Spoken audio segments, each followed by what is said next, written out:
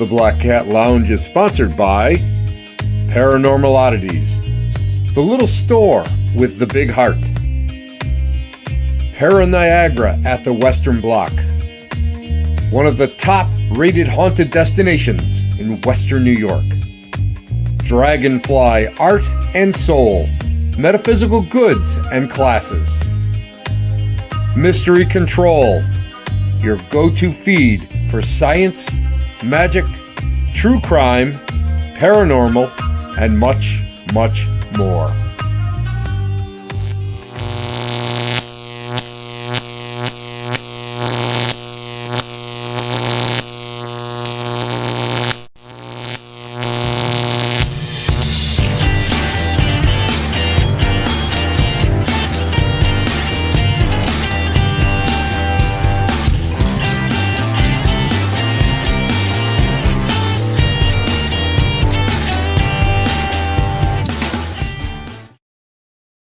Hey everybody, it's Wednesday night. Welcome back to the Black Cat Lounge. You know what? I am so thrilled tonight. We have a great guest. First of all, but before we go into my phenomenal, one of my favorite guests, I got to tell you that you guys have all been beautiful. You guys are all been great. Thank you so much for supporting all our health things that we're pushing around, you know, the weightlifting and the healthy recipes and all that. So that's really cool. Thank you so much for being open to it, and we're having fun with it. Now, next thing is where am I going to be? Oh, I'm going to be in Toledo, Ohio on, when is it? Oh, wait a minute. Psychically, I'll be there on Saturday. I'll be there. I'll be part of a panel. I'll be hanging out at the Midwest Paranormal Paracon. It's a lot of fun. I want to see everybody out there. Come by and just say hi. I don't care. Just hugs are almost free. Almost free. You know, you might have to make a little donation or something. No, hugs are always free. So anyway, I don't want to hold up my guest. My guest, I have been like wanting my guest on this show for a long time, and we haven't been able to it's like we've been two ships in the wind, you know, on the high seas, and we just kind of like miss each other by 100 miles or so, you know. And I met her at the Michigan Paracon, fell in love with her. And the reason why I'm going to just come right out and say fell in love with her is the fact that she's so down to earth, knowledgeable. If you guys ever get a chance to go and hear this lady speak, I want you to take full advantage of it. She's phenomenal. She's an herbalist. She's an author. She's a sought-after speaker. She organizes events. She is the Grand Poobah, the leader of the Sage Tribe, which has phenomenal. I have so many good friends in there, and I've made so many more good friends just through the Sage Tribe. She currently lives where else? In Great Britain, but she originally hails from South Africa. She is the author of 2 phenomenal books. Wait a minute. Hold on. Let me just put this up right now. This is her first book, Never Goodbye, Only Good Night. I highly endorse this book. I will come right out and tell you that I love this book. It is a great, easy read, but it's got so much information chucked into this thing. It's unbelievable. And we're going to talk about her next book that just was published yesterday. It just came out. So we're going to talk a little bit more about that. So ladies and gentlemen, boys and girls, people who have hair, please welcome good friend of mine, someone who I'm really honored that she took the time to come on the show, especially with the time difference. We're doing this live. MJ Dickson, the amazing, effervescent, iridescent MJ Dickson. MJ, thank you so much for coming. Oh, no. Listen, you know, if you were like some of these other people, I'd just be like, she's all right. You know. Oh my gosh, you are just the sweetest. I absolutely adore you. Hi, Tim. How are you? How are you, MJ? You are like a jackrabbit. People come up to me and say, I don't understand how you can be so busy. I don't understand that, you know, okay, I know you've slowed down a little bit, but she goes, you're just so busy. I think to myself, MJ makes me look like I'm a turtle. Makes me look No, makes me I look need like to that slow down slug that's more. trying to cross the road. It takes me 7 days to get across the road. You are always Uh, busy. What are you up to? oh my gosh. Everything. Everything I can get my hands on. Hi everybody. I just wanted to give a shout out to everyone. Oh my gosh, Richard, in the comments, you're gonna give me hell about my accent in the comments. I Richard was love on my show just a few weeks ago. I love Richard. it. And we're going to be, as a matter of fact, Richard and the Kling brothers and myself are going to be outside of Richmond, Virginia in June. We're going to do a fun event with the Kling brothers. And he's a big Civil War buff like I am. So it's going to be And great just to hang out with him. all of his South African accent quotes come from Lethal Weapon, as you can tell. I love it. I love it so much. I can't wait. I'm going to be picking his mind. I'm going to go, tell me what the real truth behind MJ is. She can't possibly have that beauty, that just beautiful inside and outside veneer. You know, she's got it. There's got to be some potholes in her personality somewhere. Oh yeah, there are. Guaranteed. You don't want to see me without coffee. Like that's a different person. Okay. You've just endeared yourself more to me because coffee. I am a 3 cup a day because if I don't, I can't function. I can't I'm function. about a 12 cup a day. I'll tell you the truth. I used to be, but I can't do that. MJ, listen, you know, a lot of people, this is your first time on the show and everything. I want to ask you, and again, I'm going to ask questions that you can find out in this book. In this book, if you want to go and you want to get the interview 101.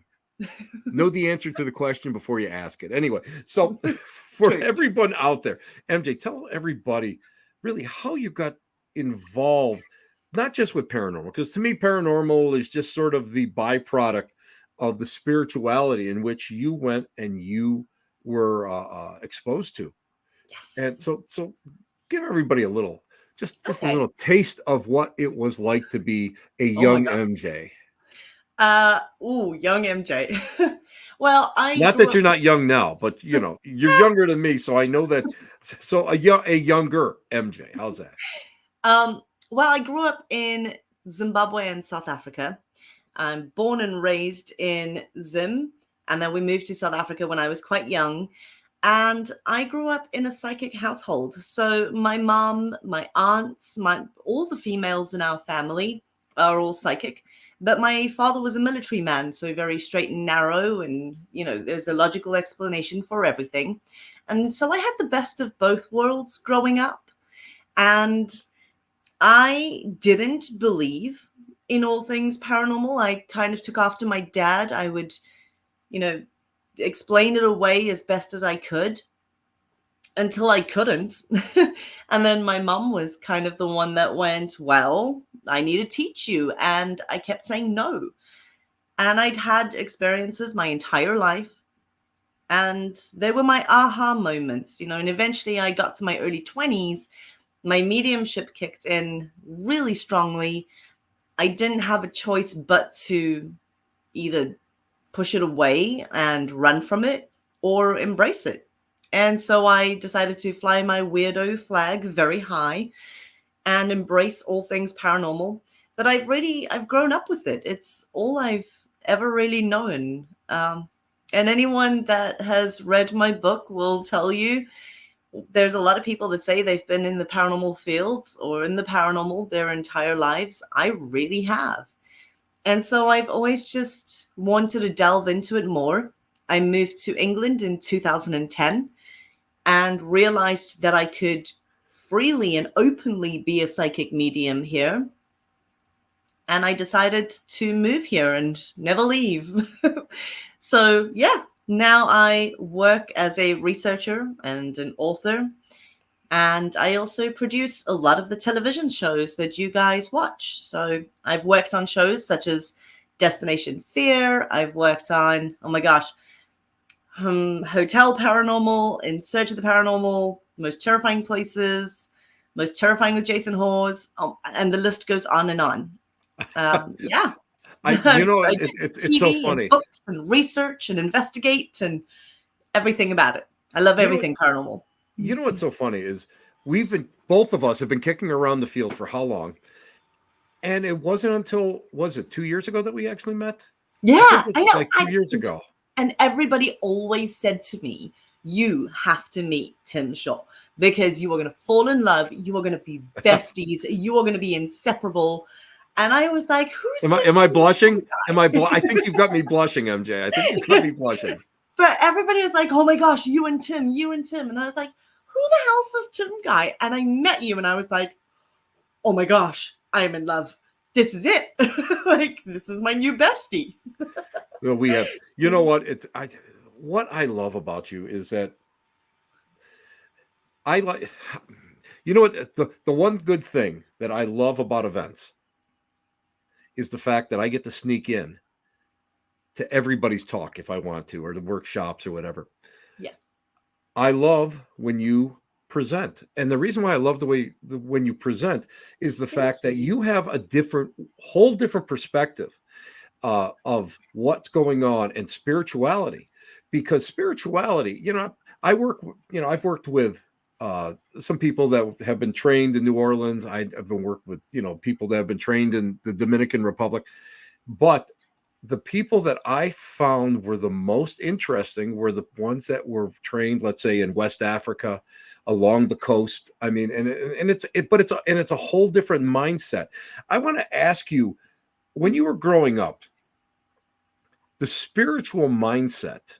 Now, you talked about your mom having the abilities and wanted to teach you that spiritual mindset. How does it differ from, let's say, the Western mind? Oh my goodness. I know it's a hard question, but I mean, It is. I personally want your take on that. I think in South Africa we have a very different perspective because you can't say that you're a psychic medium. You can't talk about mediumship. You can't do readings for people, or at least you couldn't when I was growing up, because it would still fall under the 1957 Witchcraft Act. So, which is still in place in Africa. So, if you were caught doing a reading or saying that you were psychic or divining in any way, tarot cards or any form of divination or mediumship, you were liable for a fine and 2 years imprisonment. I Wow. mean, you could go to prison for doing a tarot reading. So it's very much, it used to be very much behind closed doors. We, like I say, our psychic family, we would discuss things. And, we dealt with a lot of voodoo. We dealt with a lot of curses. We dealt with, I mean, you've got a lot of the African people, for instance, on my aunt's farm, all the farm laborers. Whenever there was some sort of a dispute on the farm, there would be magic and curses and voodoo involved. It wasn't just, oh, okay, we're going to settle this dispute. There was a lot more to it. So you had to be quite vigilant with things like that. You had to know all about it. And so we were raised with knowing about curses and voodoo and all of that from a very young age. Though we were also taught that you do not talk about it whatsoever at all, which is really hard for a very ADHD 7-year-old that started seeing and hearing people. And then I can't tell you the amount of times my parents were called into my school that I was either suspended or got into a lot of trouble at school because they told my parents that I need to stop telling ghost stories. But I was actually seeing spirits. And I'd be like, oh hey, there's a lady out there in the bathroom, or so I had a very different upbringing. And I think that's why it took me so long to release my first book. I always say that was me coming out of the mediumship closet, because for years I was too scared to say that I was a medium. Now, when you have been taught and trained your whole life that you do not talk about it to anybody, we would discuss it in the family when we had, premonitions, or when we heard anything or saw anything or experienced anything. We would openly discuss it in our household. And we did from when I was a child. I mean, 3-4 years old. It was completely normal, completely natural. It was a natural part of my world, but something that no one else could know about. And it took me Yeah. forever Yeah. to come out of that mediumship closet and be like, hey, I'm going to tell the world my story. And now I feel like the world's reading my diary. Well, Like, oh, it's funny because you said that, because I had a similar experience where I went to a parochial school, so I was taught by Felician sisters. And one day they had an essay, what did you do in your summer vacation? And I wrote about going down to the Lilydale Spiritualist Assembly in Western New York, where my relatives lived. And my relatives, spiritualism has been in my family since the 1880s. So, I mean, I've got a long streak of it. And it was great because I'm writing in there, went to the healing temple. I got a message from my great great grandfather, and all this stuff. And it was like this, everybody's getting their papers back with all their marks. It's, all these great marks. And I get this paper back that says, would like to have a conference with your parents. oh boy. Yeah. And, I know the feeling. and my father went in, explained the whole situation, and she basically said, well, the nun basically said, okay, we got to respect the religion, but can you tell Tim not to go and be talking about it? So my father comes out, tells me that. What do I do? First thing I do, I start telling people more about it. So, needless to say, I was not high up on the on the old Richter scale there, What? in My parochial school. my nickname, I was always a very weird child. I mean, can you blame me? When your whole life is the paranormal and you have long black hair, because I'm Greek. I'm actually Greek. So, when you have the long black hair and pale skin and you look like Wednesday Addams, I I was, never thought of that. I never yeah. thought of Well, that. my family nickname is Morticia. Oh, So I they can see that. I upgraded can me see from that. Wednesday when I was a child. I can see that. So I just wanted to say, Peg, your comment of how horrid to live in fear if you're just being yourself. That's exactly why I moved to England. Not to spoil the book for everybody, but it got to a point where my husband and I were working in a restaurant here in the UK. And our plan was to backpack the world and work in bars and restaurants and save up money to travel to the next country and just continue to do that until we'd seen the world. And we got to the UK, we were working in a restaurant, and I could feel this woman's energy before I could see her. Hmm. Because psychics do Hmm. that. We know we can pick each other out of a crowd. And she walked into the restaurant, and I was so excited that there was somebody else like me in a different country.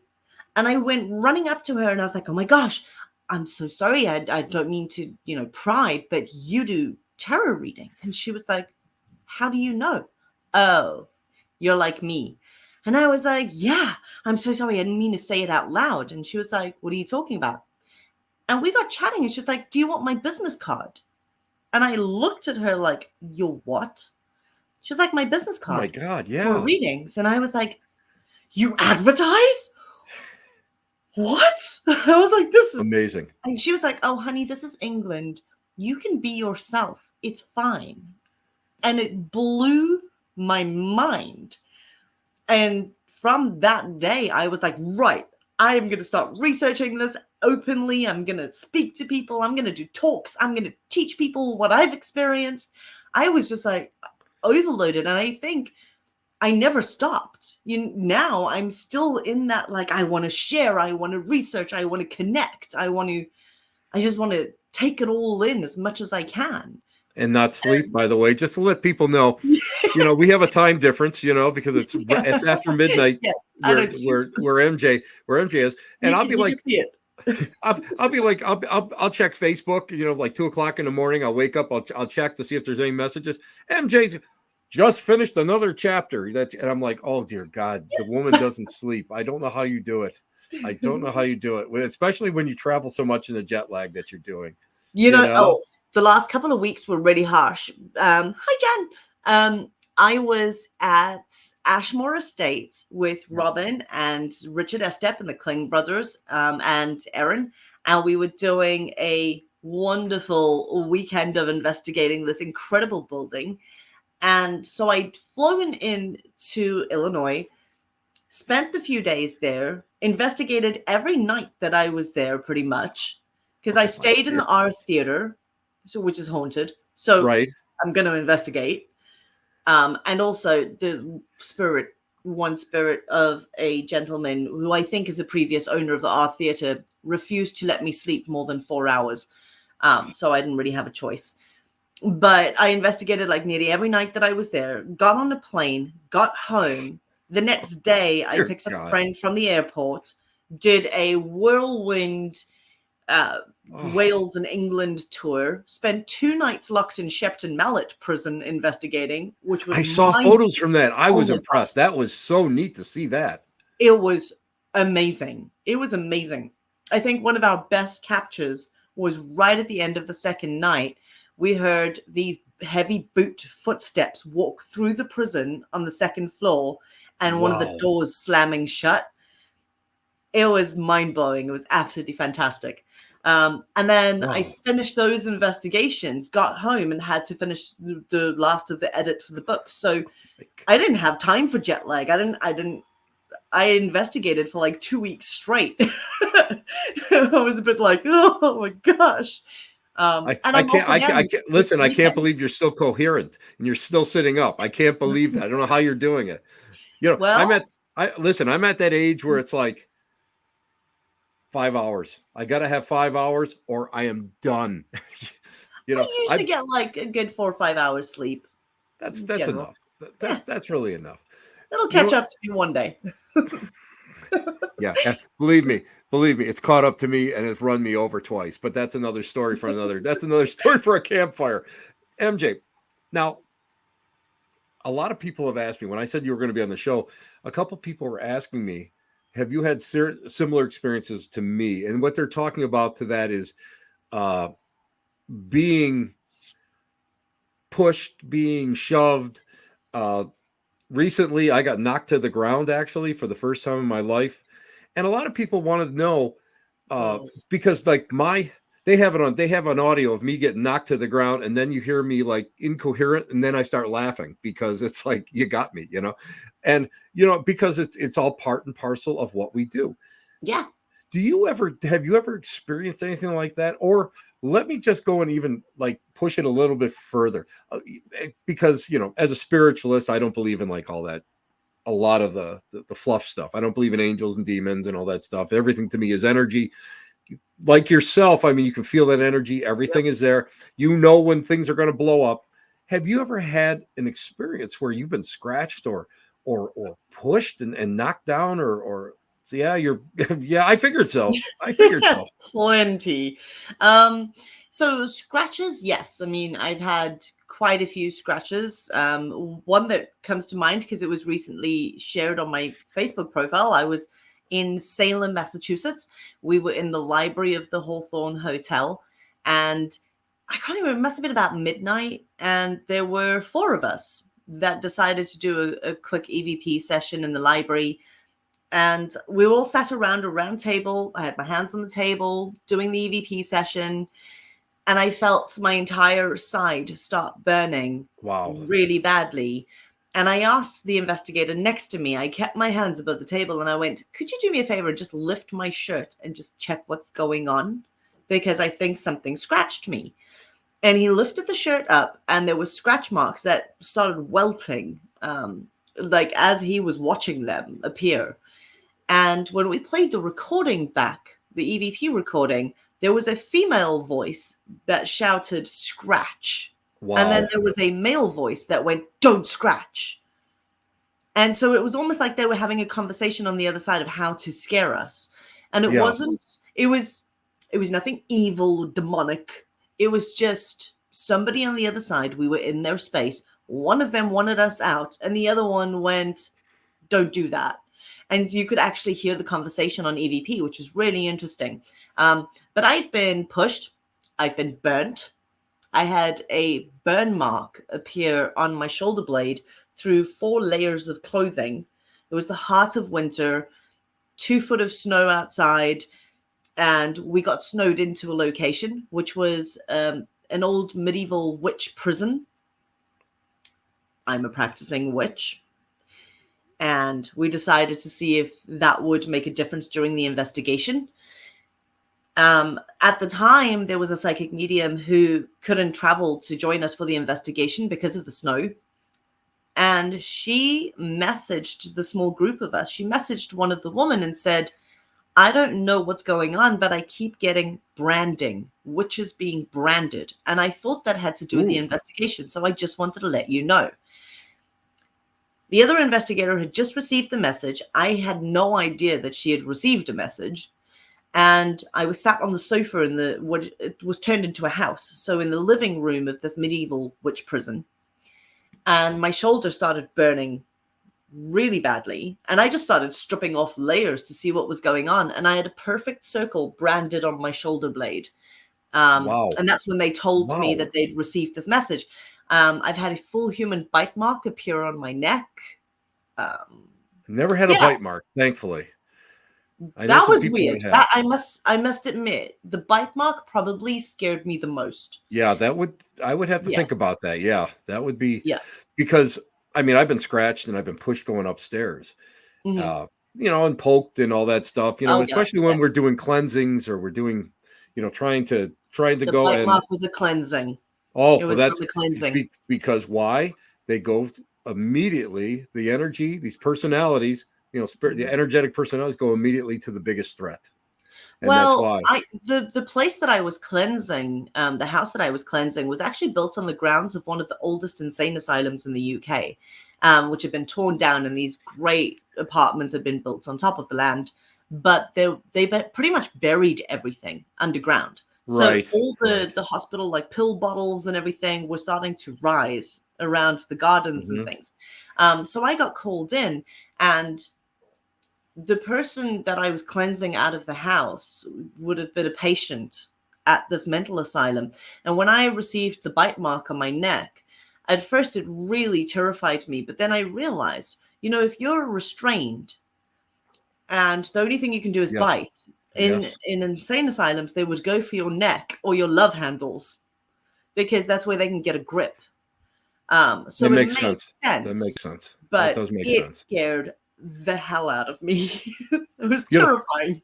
The first time something draws blood or gives you that raised welt, I always think to myself, why am I doing this? I could be home sleeping, why am I doing this? And then, you just like you did, you rationalize it, you understand it, and then you have to go and understand the personality.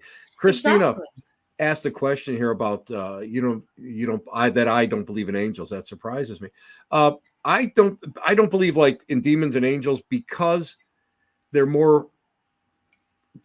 created as persons. They're like boxes. Yeah, I am from everything that I've gone and I've experienced. I've muddled energy, nasty energy, natural energy, energetic personalities. I feel energy is neither positive or negative. It has to be influenced by something. I believe, as a spiritualist, thoughts are things become vibrational in nature. So I believe everything is like that. So, I mean, it's like somebody asked me, I don't believe in God. I said, well, no, not the way you do. I believe in God is everything. It's all encompassing energy. And at the end of the rainbow, if we're not reincarnated or whatever, we become one with that. And that's, that is what we're supposed to be doing. Let me ask you about demons with you. I mean, it's funny because, when a lot of people know that I knew the late Raymond Buckland, and Buck was a good guy. He was a riot. He was something else, but he believed in the personification of demons. And even, when he was explaining it to me, it just didn't quite make sense. Let me ask you, with your upbringing and everything that you've seen, the influences from other continents and other cultures, what do you feel about demons? What, as a concept? So I hate putting things in boxes. I hate this is demonic or this is angelic or like you say, it's energy. And I do believe that there are lower level energies. There's there are malevolent energies that seek to do harm, that, you know, will seek to destroy other souls or whatever the case may be. Whether or not I label them as demonic, Hmm. different story. I'm very reluctant to call something demonic. I Again, agree. to me, it's there's I good agree. energy, there's bad energy, and everything's kind of intermingled. And you know, the way I always see it with people, you know, when you're investigating, just as though you have your father, your grandfather, or whoever on the other side that's really nice and a loving person. If you have, for instance, Shepton Mallet Prison, you're an A wing where they kept serial killers and things. Just Right. because that person's on the other side doesn't mean that they have accepted where they are. It Changed. doesn't Yeah. mean their personality has changed. Just because they were a serial killer and a psychotic person in this life, and they sought out to do other people harm in this life, they are exactly the same on the other side. Now, would I label a serial killer on the other side that's trying to harm somebody living a demon? Well, no, but it's a negative Right. entity. It's a negative energy. Yeah, It, I can't put it's things it's in. hard. It's hard Yeah, because it is. It really in the is. classical sense, it's like it's a creation that has never lived Yeah, in, I mean, was never born into the human yeah. races, like elementals and I fae and was that just sort of going to thing, say you know? exactly the same as elementals. Yeah. And I think that's why a lot of people, you know, I work with elementals. I love elementals when it comes to Uh, witchcraft and everything. why does that not surprise me, I MJ? like I like the little darker elementals and things. They're fun. They're good to work with. They're interesting energy. And elementals are born of earth energy, the Right. elements, earth, fire, Right. wind, water, right? Um, and so they've never been human. And sometimes they come across, as most people who don't know what an elemental is or how they behave, they come across as what we would call demonic. Right. So a Right. lot of times, I mean, I've been called into cases where someone's like, "It's a demon in my house," and I get there and I'm like, "This elemental's just messing with you," because now it realizes it's getting a rise out of you. So it'll poke and poke and poke, and it's like, "Oh, if I do this, they jump. If I do that, you Yep. know," and they Yep. they're really mischievous little brats, really. Well, no, They are. yeah, I mean, with we call a lot of times we'll call like spirits like parasitical spirits, Mhm. because what they're doing is they're Yeah, allowing that they love the energy, this yeah, negative energy, the fear and jealousy and all that they're creating in the human atmosphere. yes, So it's pretty much the same thing, but it's still bottom line is energy. And that yeah, and I think a lot of people will go and like I say, personify what this energy is. And the problem comes in is when they're used to scare people. They're used for sensational values. And that's one of the and you and I talked off the air, about this subject. I have a huge problem with a lot of the shows on TV now, the network and streaming and all that talk yeah, talk about demonic, everything's demonic. And it's like, I mean, I mean, if you think about it, like demonic entities, that's looking at it through a Christian lens, right? So, I mean, if it was Islam, it would have been jinn. right, the If gin, there, exactly. there's so many different names for these negative parasitical entities Yes. that seek to do harm, and whether or whatever you call them, whatever religion, whatever you call them, that is a personification. That's your looking at it through your lens, through your upbringing, through your religion. Yes. To, um, I guess entities like that have never been human, and some of them, I mean, they're as old as time. So yeah, Yes. sometimes you do come across something that seems biblical. I mean, it's that old. It Yes. doesn't mean that it's a demon. It just means it is a very, very old entity, a very old energy. Um, but just like investigating here in the UK, I am very reluctant to say this is ghosts or spirits. Mm-hmm. Unfortunately, we use those words and we put them in these little categories. But if you think about it, some of the places I investigate here in the UK is like a 900-year-old building. And if somebody has been haunting that location for the last 9 centuries and investigators go in there, they're like, "Are there any spirits here? Could you tell me what color t-shirt I'm wearing?" And I'm like, this being has been here for nine Right. centuries. They are so evolved. Could you imagine how evolved you would be in 9 centuries? Their Yeah. perception, their Yeah. understanding of the world around them, everything is so evolved. And you're worried about what color t-shirt you're wearing? Like, oh my God, let's unravel the mysteries of the universe here. Like, what have you seen for the last 9 centuries? How have you seen the world change around you? Are you aware of it? There's so many more enlightened beings and so many just older, just exceptionally, how can I put it? I can't even articulate it properly. They've just been around for so long, Yes. and Yes. we're so worried about getting them to light up little gadgets and not figuring out where they come from or why they're still there, or like elementals, earth energy. Well, how? Where does it come from? I Yeah. need to know. Well, no, I mean, a lot of see, I think that's the biggest problem that we have out there because everybody emulates these network shows. And again, listen, producers, I'm your guy. I'm a producer. We'll work together. We'll work together. But the problem comes in is that they're emulated by so many different investigators out there. And I was taught years and years and years ago to set up a whole different set of questions.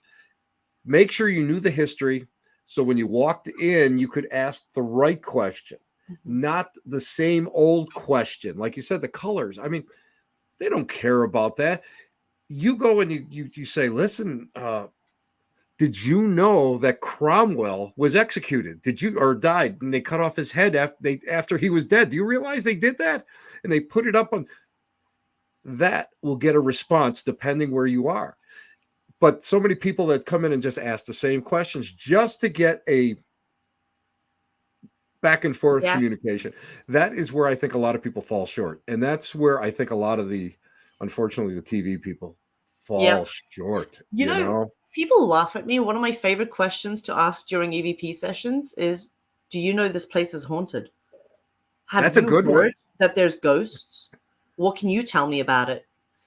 Because it's interesting to see whether or not somebody who's passed away, say 100 years ago, sees an entity from 600 years ago Right. as the ghost haunting that location. Like, how do they see each other? Are they, it's fascinating to me because you get such Or different answers. or dimensional skips.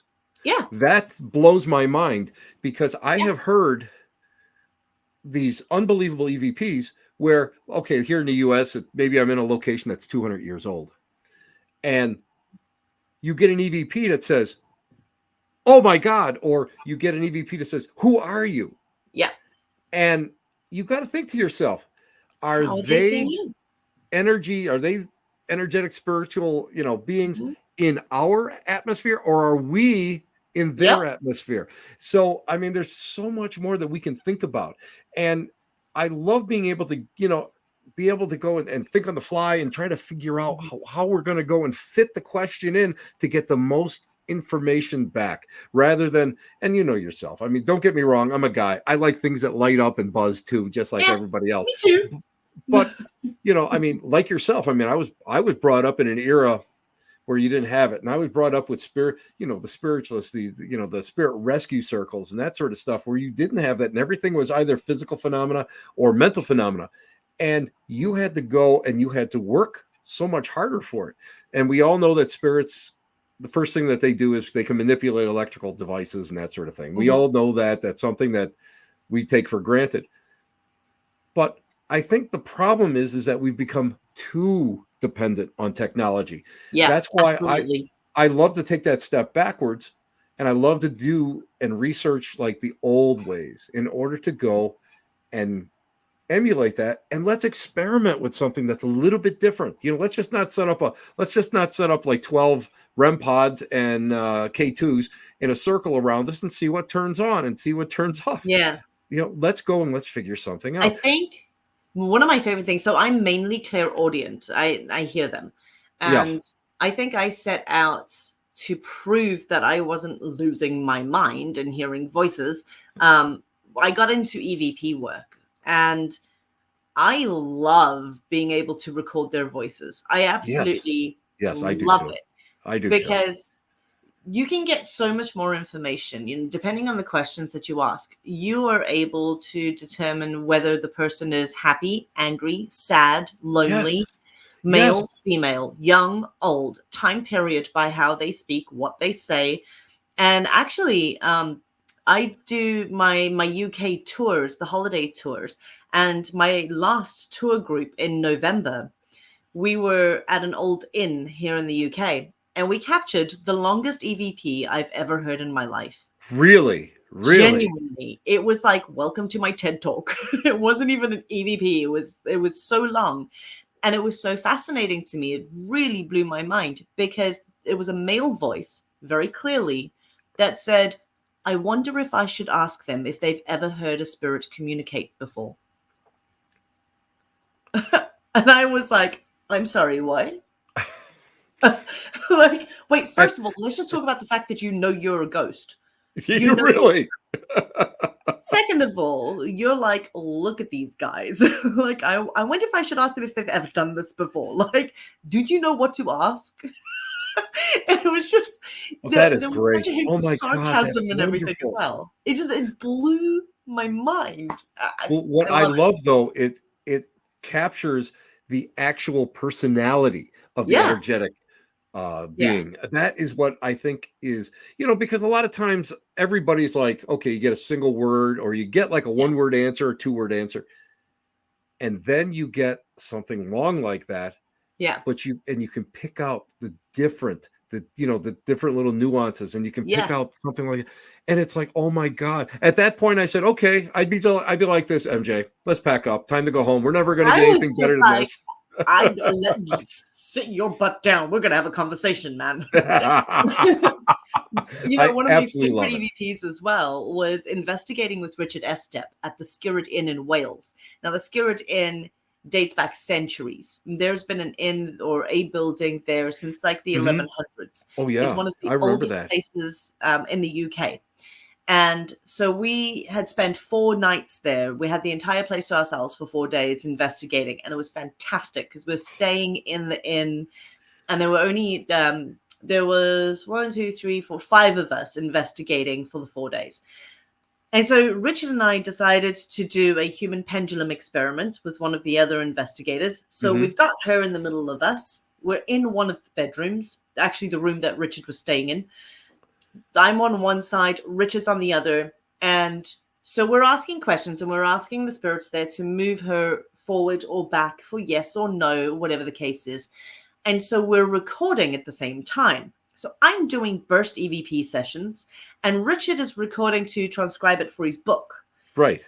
And so his recorder is lying on the dresser right beside mine. And I'm asking questions about the old landlady of the inn from the 1800s, Frances Price or Fanny Price. And so I'm like, is your name Frances or do you go by another name? And I'm asking all these questions. I play the burst EVP session back, and there's only one other guy there besides Richard, Carl. And so I look at Carl, I'm like, funny, Carl, why did you say that? And he's like, I didn't say that. I'm like, it's crystal clear on here. Why? I mean, I thought he was just kind of taking the mick. And so he's like, MJ, I didn't say that. And I looked at him I and he was love like, that. oh, you're being serious. And I looked at Richard. He's like, well, I didn't say it. I'm like, well, it's a man's voice, so it's none of us. And the EVP is crystal clear. And it says, thank God my friends act normal. Ah! I love Crystal that. clear. So we played it back because I was convinced it was Carl.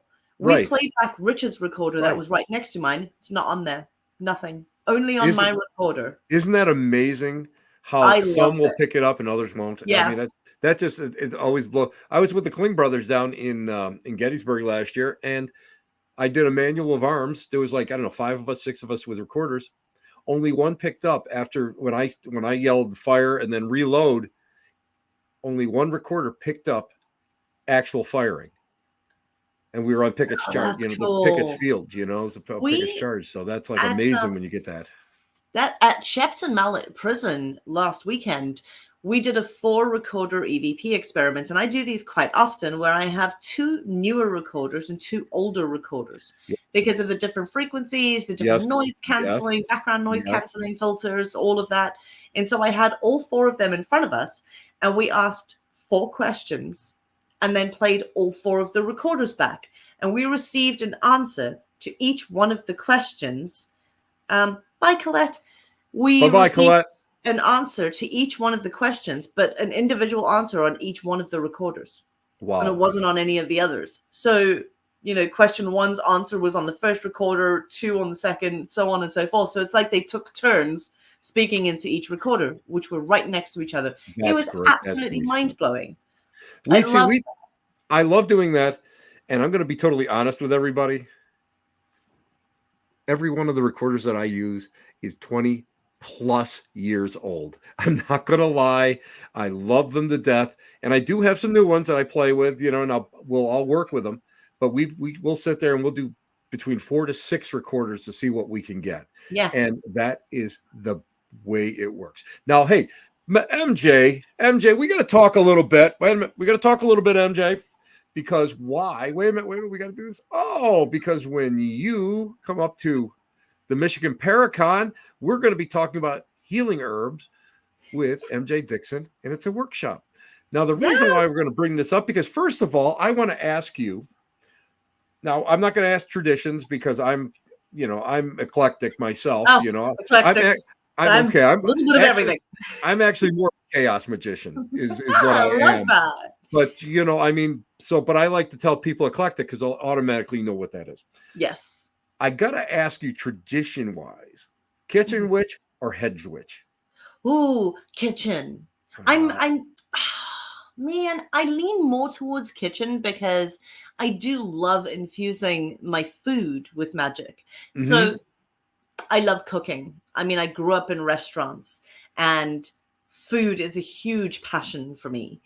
And so there's nothing better than, when the family have a really bad cold and I get into the kitchen and I make a traditional Greek chicken and lemon soup and you infuse it with just a little bit more, a little bit of healing.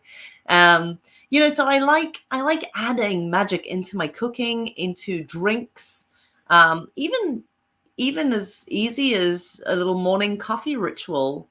How you make your coffee, how you stir your coffee, what you infuse it with. Yeah, I like kitchen magic. I like tinctures and potions, and Mm-hmm. I love it. I like growing my own herbs and things, and then harvesting them and drying them and using them. And yes, I think we instill such a vibration into the plants that we personally use and yes, we personally tend. And my wife is she's got the green thumb in the house, mhm, and she has her herb gardens and she has, her plants and flowers, and there's medicinal stuff. And I really feel that is what makes the spell work actually work. yeah, Anybody now, I'm not going to say anybody can go out and buy these herbs and work with it. I'm just saying that I feel that they're stronger if you put that yeah. love and that intent in it. Hundred So, percent agree with that. Hundred that percent. because that to me has always fascinated me in the teas. And I have friends that make teas Yes, for certain ailments and for certain situations. I've always felt that because they handle it, and yeah, it's your own inner essence that comes out and yep. It's affects. especially like when I'm working with stuff with my family. It's all of your love for your family. It's all of you want that healing for them. You want to help. You want all of that, and so you put all of that into it. You put it into the plants, you put it into the teas that you're making or the soups that you're making. You always talk to your plants and herbs and show gratitude and appreciation and love. Absolutely. Yes. 100%. People think I'm nuts because I'll sing to my plants, whether it's the succulents in my kitchen windowsill or whatever. Like, I love singing to my plants and things. I have long conversations with my strawberry patch, just by the way, because like I need good pie. So we have conversations. I love this. I strawberry daiquiris in the summer, okay? So we have good conversations. But also, I come from sort of my upbringing is no matter what you take from the earth, you always give back. Correct. And you always ask permission. So I love foraging. Absolutely love foraging. Actually, the river behind our house, down the entire bank of the river, it's just wild garlic at the moment. So if you open my back door, everything just smells like garlic. Oh my God, love that. Oh my God. Yeah, it's amazing. And there's loads of elderflower trees. And so we make elderflower tonic that'll see us through the winter. Great source of vitamin C. I make the wild garlic butters and pestos and things that I cook with. And there's mushroom foraging around here. There's all sorts. So if I can grow it myself or if I can forage it, I'm out there getting mugwort and making mugwort cleansing ones or whatever the case is. I just absolutely love it. And that kind of prompted me to start my own product line a few years back. So I studied a herbalist course. I wanted to be qualified and know what I was talking about before I decided to blend anything. It can be, a little bit dangerous if you don't know exactly what you're working with. Oh, big time. How to Big time, extract yes. any of the essences and things. Yeah. So I extract my own oils and things from plants, and I make my own balms and things. Hi, Brad. There we go. So I make my own herbal balms, so healing balm. Actually, I made a tattoo balm that's great. It brings out the colors in your tattoos again. It's awesome. Not that I have anything, I don't. No. I need this. I need it for Larry. it's Larry's balm. That's great. That's great. So, I make headache balms. I make throat lozenges, lemongrass and ginger throat lozenges, all sorts of things, room sprays, absolutely all sorts of things, cleansing things. I have a whole paranormal hangover cleansing kit to cleanse your energy and everything after investigating. And so if there's a way that you can use herbs for healing or creating tinctures and potions, right, I'm all for it. And that's what my workshop at Michigan is all about. I'm going to be talking about around about 10 to 12, maybe a few more of my favorite healing herbs and how to use them, how to make your own balms and recipes, how to infuse oils and extract the essence from those plants, how to do all of that. So I want to be able to teach people so they can go home, they can get the ingredients and they can make those themselves and they can use them. Everything from, how to do elderberry tinctures and things right through to how to make your own herbal balm that'll heal any skin ailment pretty much. And arnica balms and things for bruising and stuff. I'll be sneaking in because I'm never at my table. So, so Mel, will I be selling my creations at Michigan Paracon? I am going to try this year. It's really difficult to travel because everything's in glass bottles. So it's really, really difficult to travel because we all know what airports are like with your luggage, and I can't take it through as hand luggage. I'm probably going to try and bring some of the balms and things to sell at Michigan. I don't know if I can get away with the sprays and stuff because they might break or leak or whatever the case is. But I'm gonna try. I'll try and bring some stuff. Definitely. Now, MJ, this has been an illuminating almost full hour. I can't believe it's already. Oh my gosh. It's already. We haven't even talked about half the stuff we were going to. I know I had all this stuff. I was all prepared. And then we just get off on I get off on tangents. It's my fault. I'll apologize. But hey, let's tell everybody about this event here. this wonderful event. And I'm going to tell everybody, and she was, if MJ was so kind to invite me to speak, but I can't because of family commitments. But we're going to go and we'll work together. I promise you that, MJ, because I really respect you. But tell everybody about this event. So Sage Paracon at Belgrove Plantation in Port Conway, King George, Virginia. It is a very small event. People hear Paracon and they think it's a big event. It's not. There's like 40, 45 people for the weekend. Probably shouldn't call it a Paracon when it's only that amount of people, but and it's myself, Jeff Belanger, Richard Estep, Sean Porter from Ghost Stop, and we have one more guest that's going to be joining us, as well as Fredericksburg Paranormal Research and Investigations, the guys from FPRI, and Kim Sage, the medium Kim Sage. She's a part of FBRI, but she's also going to be there as well. Fantastic. And it is very much focused on teaching. Anyone who has ever come to a Sage event will tell you my main priority is I want you to learn as much as you possibly can. And It's Memorial Day weekend, so the end of May, and we're going to be doing workshops. There's hands-on workshops. There are talks throughout the weekend. I know Kim asked if she's going to be doing a workshop or a presentation. She is. And then I'm going to be doing a voodoo doll workshop. I'm delving into the voodoo for this one. So I'm going to be teaching how to make voodoo dolls. Hey. I'm going to be teaching you how to make voodoo dolls, but voodoo dolls with a difference. We're going to make voodoo dolls of ourselves. And we are going to spoil them, and we're going to bless them, and we're going to give them something to drink, and we're going to give them back rubs, and we're going to give them money. And people don't realize. Everybody thinks because dolls, they always have a bad connotation. They don't realize that these are focal points for intention. And why not do this for yourself? But I mean, again, people watch, too many black and white movies, from the 50s. Yes. No, I mean there's so many great things that you can use them for.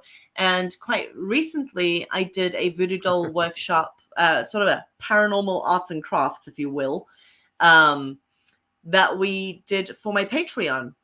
Every month I teach a live workshop on Patreon. So my Patreon members get to choose a subject. Otherwise we'll discuss it and go like, hey, what about this? Like, or what do you want to learn?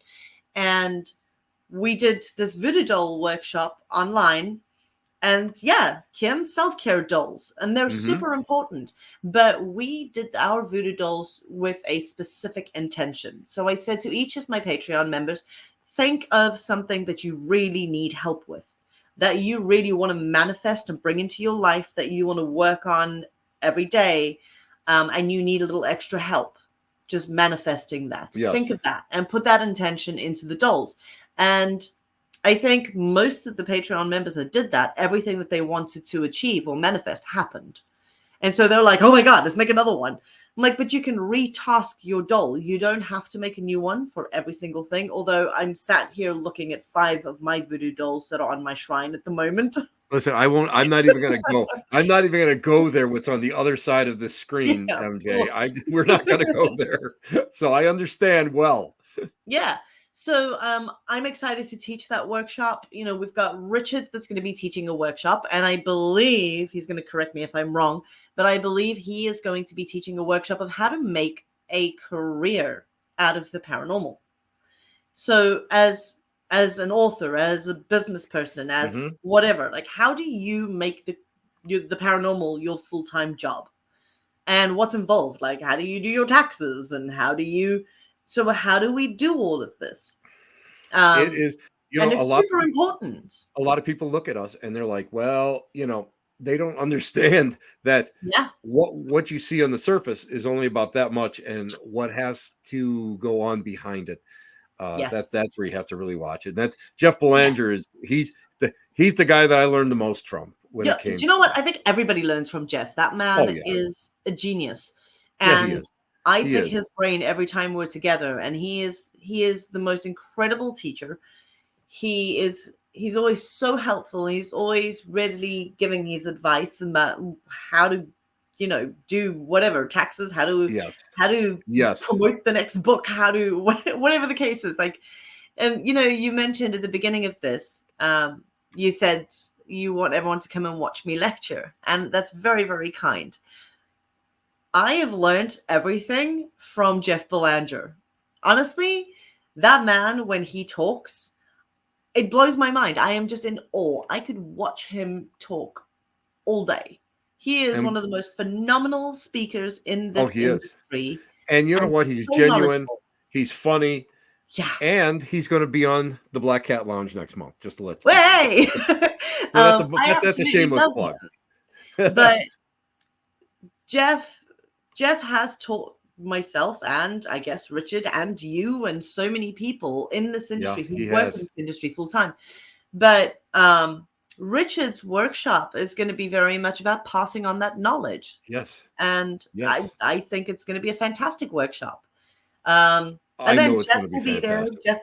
Jeff will do a talk and a workshop. I mean, the last workshop he did was how to research the paranormal, which was phenomenal. So each of us are going to be teaching a workshop at Sage Paracon at Belgrove in Virginia. And we're going to be doing a presentation based on something else. I haven't quite decided what my talk is going to be on just yet. I should probably get around to it. But the whole weekend, we do talks, workshops. We do a paranormal investigation of Belgrove Plantation. We also do a mystery night. For those who attended last year, we did a paranormal murder mystery. We even got the cops involved, like the actual police. It was amazing. They turned up in a cop car with sirens going. It was amazing. It was so much fun. But it is basically a escape room murder mystery night in the house. So you have to go into each room of the house and decipher clues and figure out who the killer is, etc. So it's so much fun. It is a lot of fun. But we actually have I'll be the body. I'll be the body because I'm gonna put the body on the floor, the chalk outline, and write Tim Shaw next to it. I would be honored. I would be honored for that. That's it. You're our body. That's it. Hey, So I'm before playing around with the before themes this year. I don't want to run out of time and I don't want to keep you up all night, but let's talk about here's your book that is phenomenal. Everybody, I have it. I highly recommend this book, but tell everybody about this new work of yours that just came out yesterday, and I know it's available on Amazon. I'm so And excited. I'm excited. Listen, I'm excited to read this book. I really am. I think this is phenomenal. Thank you. I went back home last year for a month to Zimbabwe and South Africa, and I decided to throw myself into all sorts of high strangeness. So, whatever weird, wacky, wonderful, cryptid creature, alien, paranormal, spiritual, you name it, if I found something supernatural, I went for it. I kind of dug into it and then learned more about it. And I had some of the most amazing conversations with people and Wow. interviewed so many people. Um, and so none of it was planned. The trip back home was actually for a very personal reason. And I needed something to distract me from the reason we were going home. Thank you so much, Terry. We were actually going back home to spread my father's and my brother's ashes. Hmm. And Which I was so I sorry to hear. I mean, thank you very much. They passed away many years ago, but it was time. Yes, I Um, agree. it was more for my mom. She really needed that closure. And so we decided to spread their ashes in the Zambezi River, where we have the most amazing memories growing up fishing and all of that family holidays. Hmm. And so I decided while I was there, I'm going to just delve into the supernatural to take my mind off that. So I'm not an emotional wreck for a month. And it was great. But the problem is that I stumbled across so many things that I couldn't possibly fit it all into one book. So I've released this Beneath the African Sky, Supernatural Africa, and the book contains interviews with people about alien landings in Zimbabwe, cryptids, Southern African cryptids. I mean, mermaids, the Tokoloshi, the Inkanyamba, Impundulu, the weirdest cryptids and things. It also contains interviews with people, some African people, about their African burial traditions, their belief in the afterlife, and then Oh, I can't wait. their outlook, You're witchcraft. MJ, you're a tease. I can't stand it. As soon as I get off the show, I will be ordering it because it's phenomenal. Maybe I won't. Will you have them in Michigan? I will. I will not order it. I want to get one directly from you. That's very kind. But thank you to everybody. I appreciate everybody who's already ordered the book. I was kind of blown away. But it's sort of a travel log. It's my month-long journey through Zimbabwe and South Africa. I also had some friends from England that flew out there and came and joined us. And so it was an honor to show them around. But honestly, I need to tell you, that book would not be possible if it wasn't for my incredible, incredible editor, Joanna McGugan. She is awesome. She helped me edit the first book as well. So I just wanted to give a shout out to Joanna. And definitely. To Jeff Belanger for writing a foreword that brought me to tears. It wasn't the first one he wrote. That's a whole different story. Oh yeah, I know Jeff, and you know what? It's funny because Jeff is like, he's a very funny guy. He's out there. He's just crazy, but he'll sit down and he'll talk to you, and the stuff he says is just so heartfelt. Yeah. And his book about when he scaled Kilimanjaro. That to me just brought tears to my eyes, and it's probably one of the greatest books I've ever read. Absolutely. And and for why he did it, and the experiences he has.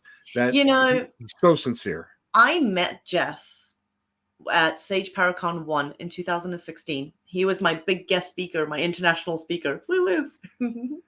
I met Jeff when I had just finished chemotherapy. Mm-hmm. And he was just getting ready to go to Kilimanjaro. I think he had just lost his brother-in-law around the same time.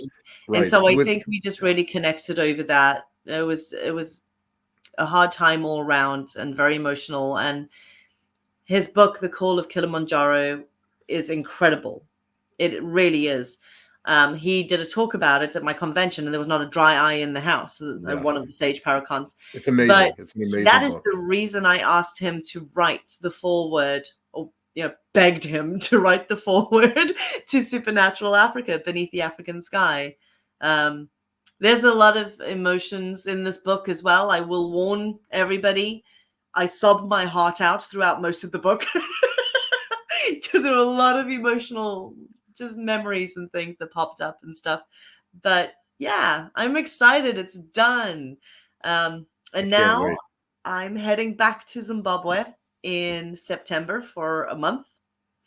I will be mid-September. I fly out, and I'm going back to delve even deeper because, like I say, none of this was planned. It was kind of like I got there and went, let's do this. Let's see what I figure out. But I want to actually do an entire series based on Supernatural Africa. I think that would be wonderful. That will be wonderful. That will be wonderful. I have to thank you so much for coming on the show. Are you kidding? Thank you for having me. Oh my God. I go listen, I'm not often, perclump for words here, but it's like with you, you're a genuine person. The first time I met you, you were just so sweet, so kind. Then last year when I hijacked our friend's Paranormal Voice, their podcast, I hijacked it because they were interviewing you, and I said, "The hell with that! I'm jumping over there. I'll talk to you." I love it. That was so much fun. And I love those guys. The two of them, Mike and Dale are friends of mine, and they're just great amazing. People. But it was so funny that you were there, and I'm going, I'm not even going to stop. I I got read back her from book. I've read her book. I'm going to interview her. I got back from Michigan, and somebody had sent Duncan a message about, why is Tim Shaw serenading your wife in the middle of Michigan Paracon? Because I can. Great. Why not? Because I can. That's the way it works. And Duncan knows me, so it's like he's Oh, like yes, of course. He he's adores like you. the guy's got a walker. Don't worry about it, you know. Thank you so much for having me on the show. I Oh, appreciate it more than you'll M- ever know. MJ, thank you for being here. Thank you for just letting us go and just go so far off script that Ah, well, it made it a phenomenal show. Stick around for a couple seconds. I want to thank you properly off the air. absolutely. Love you, Good night, kid. Thank guys. you. Can't wait to see you Thank soon. you, everybody. Bye-bye. Is she not wonderful? Is she not really one of the most incredible and interesting people you've ever met? I am blessed to have known her. I'm blessed to have met her. And without the paranormal, I would not have had that opportunity. Guys, we're running a little bit late. That's fine. I just want to let you guys know that I appreciate each and every one of you guys. And thank you for listening in. We'll be back next week. And where else? Where are we? We're at the Black Cat Lounge with the Elite Meat next to the dumpster transfer station. Ciao, babies. Be good. Be kind. Stay safe. Stay healthy. Summer's almost here. Bye-bye.